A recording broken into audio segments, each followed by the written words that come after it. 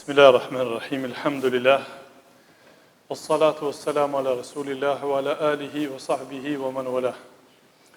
Falenderojmë Allahun xhalla xhelaluhu, salavatin e pejgamberit alayhis salam, familjen e tij, shokët e tij, dhe të gjithë ata që pasojnë dhe ndjekin rrugën e tij deri në ditën e gjykimit, e me pastaj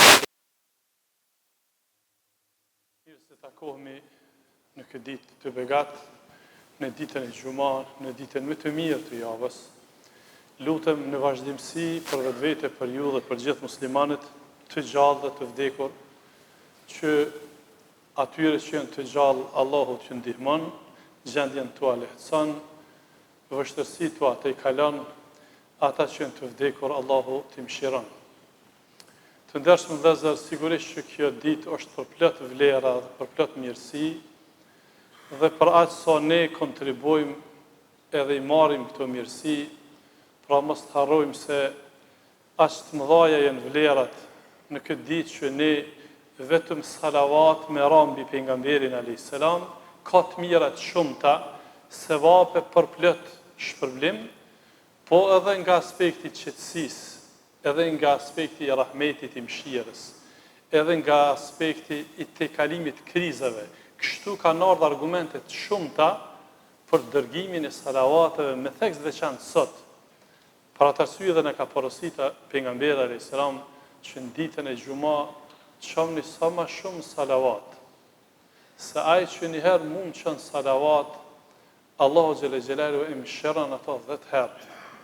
Dhe Allahu xhelle xhelalu e përmend ato, e përkujton tek krijesat që janë më të mira se sa ne, tek engjëjt, tek melaçet.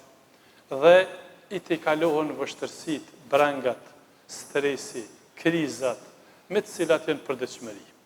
Të ndershëm vëllezër, jemi duke trajtuar një temë që kemi filluar para disa javëve, jemi duke folur për kodin e mirësjelljes. Dhe sigurisht që sikurse edhe ligjërata të tjera, synimi ynë, qëllimi ynë është sa më tepër të kompletohemi, sa më tepër të ndërtojmë vlerat edhe shpirtërore, edhe humane, edhe sociale, edhe shoqërore kështu me radhë. Sot do të flasim për një temë që ka të bëjë me rregullimin e raporteve sociale dhe shoqërore. Pra do të flasim për respektimin e fëmijët, këqijut. Edhe pse kjo temë është shumë e njohur për gjithë neve, po ja që në vazhdimsi kemi nevojë të përkujtohemi, sepse siç kemi promovuar dhe javët e kaluara, këto janë përditshmëri o vëllezër, përditshmëria jona, po ja që gjërat ndryshojnë, gjeneratat ndryshojnë, vinë gjeneratat të reja. Ndoshta dikush që tani është moshën 7-80 vjeçare, thot hoxhën e 20 herë kam dëgjuar të ders. Ama ai që vjen për herë të parë asnjëherë s'e kanë dëgjuar. Gjenerata e re asnjëherë s'e kanë dëgjuar.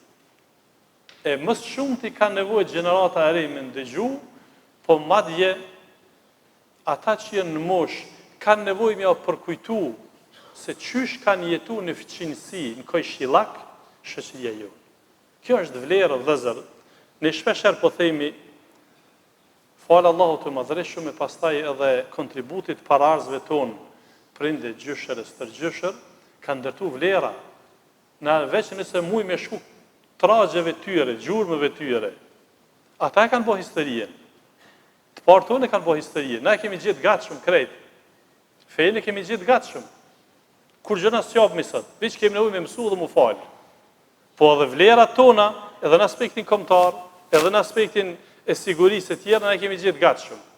Shumica, sidomos gjenerata e re. E prandaj kemi nevojë mu përkujtu se vlerat nëse nuk ruhen, nuk çmuan, mirën, largohen, i merr Allahu xhelle xhelalu, i hiq, sepse këto janë dhunti e vëllezër, këto janë begati. Prandaj, pra të ndershëm vëllezër, gjithsesi që kur trajtojmë tema të tilla, e sidomos edhe ato të javës të kaluar që kemi trajtuar edhe në fillim krejt fare trajtimin e prindrimit dhe të prindërve, krejt këto japin me kuptu që njeriu derisa e respekton faktorin njeri, i ka raportet mirë me Allahun xhelle xhelalu.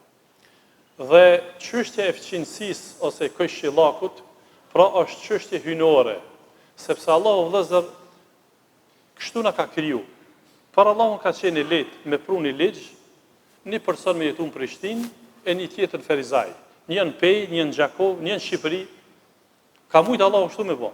Që mos më net nga njëri tjetrit se ju e mytni njëri tjetrin. Ju s'muni me bë bashkë. Ka mujtë Allahu me pru si ligje. Jo, Allahu xhalla xhelaluhu ka pru ligjin e bashkëjetesës.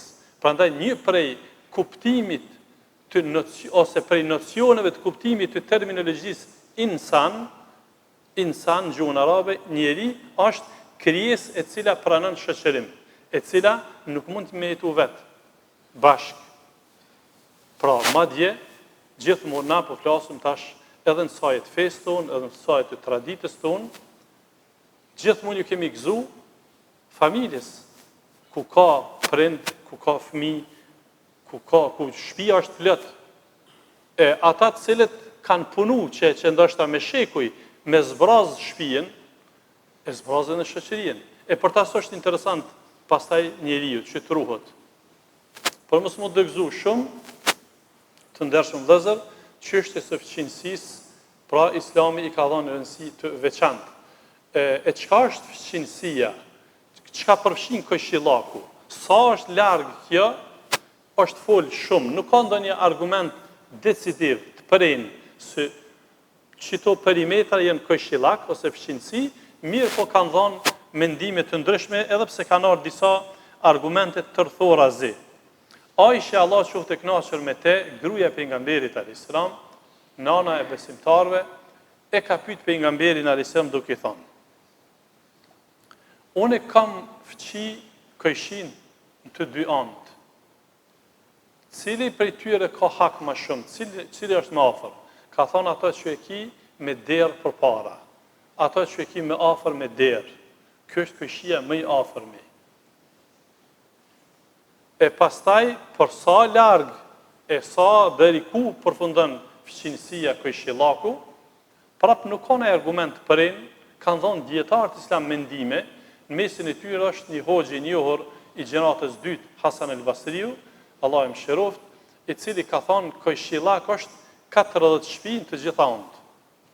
40 shtëpi për para, 40 shtëpi mrapa, 40 shtëpi në anën e djathtë, 40 shtëpi në anën e majtë.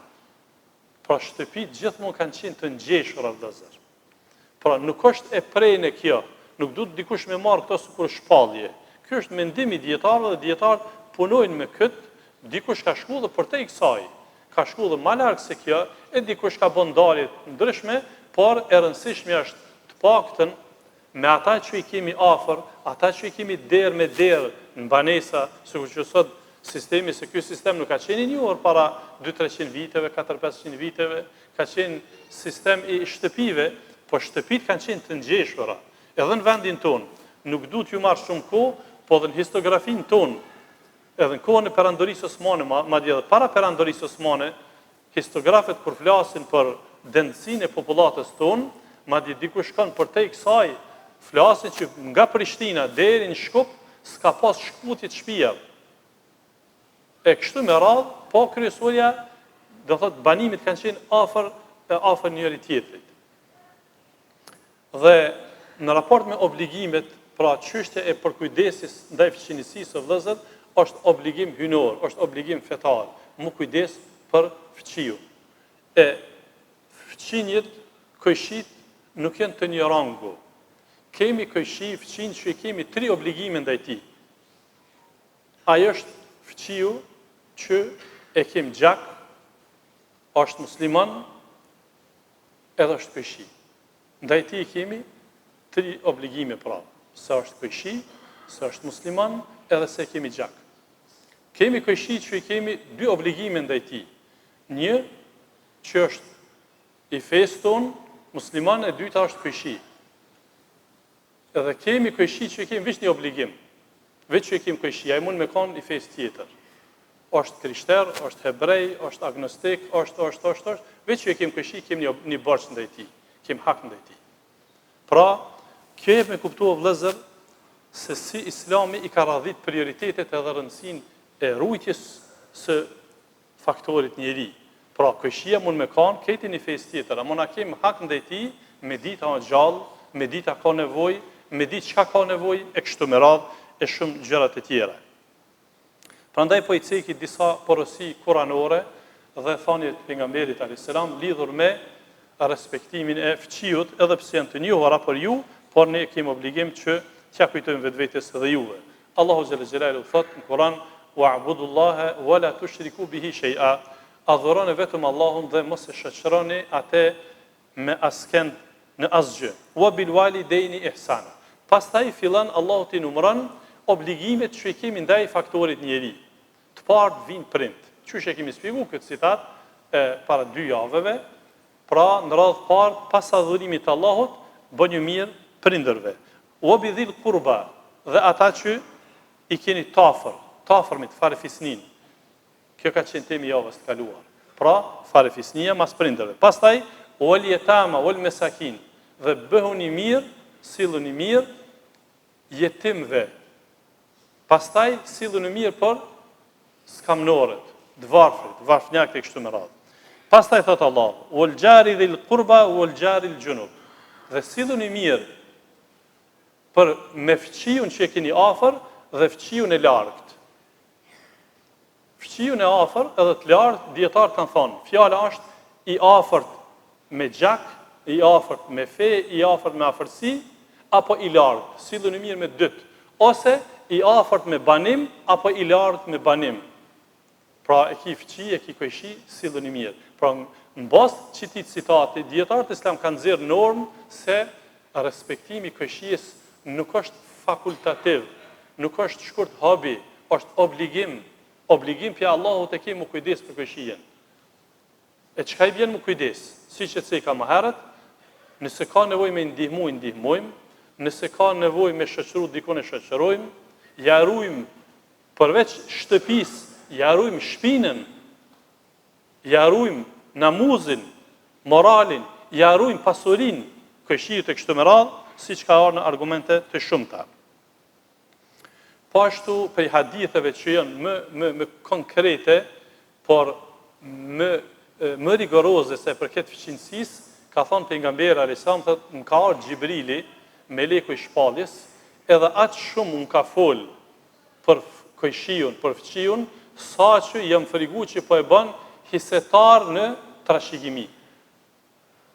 Qatë shumë, thotë, më ka fol Xhibrili, për me usjell mirë me kojshien, mos me mundu kojshien, me pas kujdes për kojshien, çaq gjatë, edhe çaq shumë, edhe çaq ashpër, këtë që të hinë, sa që jem frigu që kojshia mu ba hisenik në pasuninë e kojshies, trashëgimtar, sikur se vëllezërit që janë hisenik ose trashëgimtar. Pra, edhe kjo hadith, edhe kjo porosi profetike, jep me kuptu të ndershëm vëllezër për peshën dhe rëndësinë që kanë fëqinjit. E gjithsesi që janë disa prioritete ose disa obligime konkrete që ju takojnë fëqinjëve, ose duhet me u marrë me te. Në radhë parë vëllezër, për këtyre obligimeve është përshëndetja, selami edhe përgjigja në ftesë. Me përshëndet kojshiun, me ditë hallin, se kur themi me përshëndet këtu hyn, jo veç me përshëndet edhe mos me t'interesu, po pastaj këtu hyn edhe pjesa tjetër, me ditë si që thamë gjendjen e ti, edhe mjë përgjigj ftesës e ti, sepse I pari që kërkon në vëllezër ndihmë, ose I pari që e shpreson ndiken është kojshiu, po flasim për njerëzve. Prandaj kërkohet që me përshëndet kojshiun. Në ditët e sotme na vinë vëllezër ankesat shumëta që ndoshta shumë kushi nuk I njeh dhe kojshit që I ka afër. Sidomos po themi në sistemin banesor. Nuk e di, thotë, banon dikush po nuk e di. Po edhe kur e sheh ja kthe shpinën nuk e përshëndet. Po edhe nëse e fton nuk e respekton, nuk I përgjigjet. E përgjigja në ftesë është obligim fetar vëllezër. Mi përgjigjen në ftesë kojshiut, pra kur ka ndaj ceremoni në gëzim, është obligim. Dhe në anën tjetër, me marë pjesë kur ka mërzi, kur ka piklim, kur ka rastvdekje e të ngjashme. Pra këto janë pjesë që jemi porositë për to. Pastaj, prej obligimeve tona, ose obligimeve shqinësore është me pengu të keqen ndaj fqiut. Pra, mos mi bot dëm, mos me bezdis, mos me mundu këshiun. Edhe kjo përfshi një gamë të gjërë të obligimeve në raport me këshiun. Me një thani ka thonë pejgamberi a.s. e ka përsërit një fjalë 3 herë, ka thonë, Wallahi la yu'min, Wallahi la yu'min, Wallahi la yu'min, 3 herë, për Allahun nuk është besimtar, për Allahun nuk është besimtar, për Allahun nuk është besimtar. I kanë thonë, ja Rasulullah, kush është ai? Ka thonë, men la yu'min jarahu bawa'iqah. Ai që nuk është i sigurt ndaj këqijave të këshisë, ndaj mundimeve të këshisë, nuk është besimtar i mirë. Nuk e ka mohu tërsinë e besimit tek ai, por nuk është besimtar i mirë. Kështu dietarët e kanë komentuar. 3 herë ka përsërit. Ai që fqiu, këshia, nuk është i sigurt ose nuk njihet mirë nga të këqijat që e bën këshia, nga mundimet që e bën këshia. E mundimet pastaj vëllezër janë të shumta. Nuk është këshin veç me fy, veç me vjedh. Mundim është me pengu në shtëpinë e tij, me bozhurëm. Mundim është me pengu në zhvillimin e jetës normale, sikur sot, për shembull që prapë po kthejnë në sistemin banesor, dikush ditën flan e natën rriqut. Edhe ndëgjon muzikë, për shembull kemi plot raste, ose ka të bimaj këshia, ka me shku në punë, ose ka qetësinë e vet, ky nuk e ndërpren ata. Qoftë që ka gëzim ose edhe për qef. Në gjysmë natës ai bozhurëm, shën radion ose rrjetet sociale dhe pengon, edhe kjo është zullum, edhe kjo është padrejtësi, e mbi të ndërto edhe të tjera çështje. Po ashtu, një rast tjetër që ka të bëjë me këtë që unë e thash, njëherë i është thonë pejgamberit a.s. kështu, o i dërguni Zotit, është një grua e cila, përveç farzëve që kryen, aja falet edhe natën. Përveç Ramazanit që aja agjeron edhe ditën. Ep sadaka shumë. Mirë po me gjuhën e saj i mundon këshit. Bërtet, e ngrit zanin, i fyn, ka thonë ajo është në zjem xhenemit. Dëgjoni mirë vëllezër këtë hadith, se është shumë i rëndësishëm. Ani pse aja falet, edhe agjeron, edhe jep sadaka, ama këshia janë nxorr pi saj. Ajo është në xhenem. Llogariti vëllezër salun rol pra rujtja, kodi moral dhe rujtja e qetësisë së tjetrit. Veç pse i mundon me fjalë ajo është në zjarr. O i dërguni Zotit. Na e njohim edhe një gru tjetër, e cila nuk ka ndaj farë punë vullnetare të madhe, nuk njihet që ajo falet natën, as që agjeron ditën, e nuk njihet edhe që jep shumë sadaka. Amo i respekton këshit. Këshia e në mirë me to, ka thënë është në xhenet. Pra, nuk do me thonë që aja e para nuk hikur në xhenet. Jo. Po, për që të gjuna, dënohet në xhenem, veç nëse ka blenë mëshirë Allah në ditën e gjykimit. Edhe, kjo e dyta, nuk do me thonë që veç për që të punë hinë në xhenet. Hinë për shkak punëve të mira tjera, po janë ndihmon edhe me këta. Janë ndihmon edhe me këta sepse është bamirësi. Po ashtu, të ndershëm vëllezër, prej fqinësisë së mirë është mi tejkalu pengesat e fqiut. Do të thonë, mi tejkalu mundimet, sfidat me të cilat përballet këshia. Mi nejt afër, siç thamë më herët, kur ka rast vdekje ose edhe gëzim, doj të bim në hall, në vështirësi, me nejt afër, me çka të kemi mundësi. Dhe gjithsesi prej gjunaheve shumë të mëdha dhe të rrezikshme është pastaj me u involvu që m'ja prish këshis jetën e tij, sigurinë e tij, qetësinë e tij. Pejgamberi a.s. në ditë ju ka drejtu shokëve dhe ju ka thonë: çka konsideroni ju amoralitetin? Qyshe noton ju zinan? Ka thonë, ja Resulullah, është haram, është ndaluar. Ka thonë, me bë amoralitet dikush me 10 gra të huaja, është ma let se me ba moralitet zina me gruan e këshis. Po ju ka thonë, qysh e konsideron ju vjedhjen, hajnin? Ka thonë, është ndalun ja Resulullah, është haram. Ka thonë, me vjedh dikush në 10 shtëpia të ndryshme, të huja, është ma e lehtë se sa me vjedh në shtëpinë e këshis. Pra vëllezër, unë mendoj sikur mos të kesh asnjë hadith tjetër që flet për damin e këshis, përveç që ti mjafton. Pra, këtu jep me kuptu se çfarë dami, çfarë gjinoha është me e mundu këshin, ose me e bëzdis këshin, ku këshia nuk njihet mirë, njihet keq me filanin, se s'ka bes me lan gruan vetë, s'ka bes me lan fëmin vetë dhe me shkuaj në punë, ose me shku dikun. Prandaj, kjo është feja jonë, vëllezër. E na kemi nevojë këtë mesazh, veç na mja kujtu vetvetes gjithsesi, edhe gjeneratës të re gjithsesi, po atyni që zvinë ma shumë në xhami, që janë islamofoba, ata kanë nevojë ma shumë me ni. Ata me pa që feja jonë i runë, ata të këshit i runë. Se thamë këshia mund me konë hebrej, krishter, ateist, agnostik. Na e kemi obligim mjaru familjen, mjaru moralin, mjaru pasunien. E ata në të nga të regojnë neve, ka marrin ata fakte me bot njëtin me neve. S'kan fakte ata, nuk kanë.